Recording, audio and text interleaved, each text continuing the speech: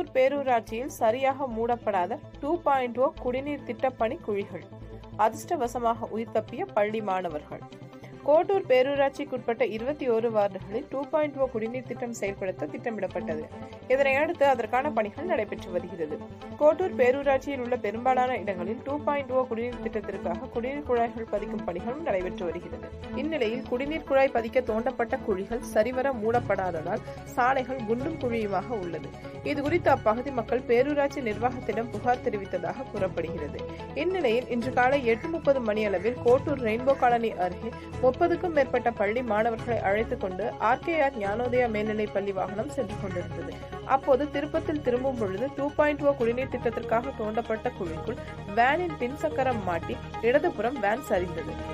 இதில் பள்ளி மாணவர்கள் அச்சத்தில் பயந்து அலறினர். பள்ளி குழந்தைகளின் சத்தம் கேட்டு உடனடியாக வந்த அக்கம் பக்கம் உள்ளவர்கள் பள்ளி குழந்தைகளை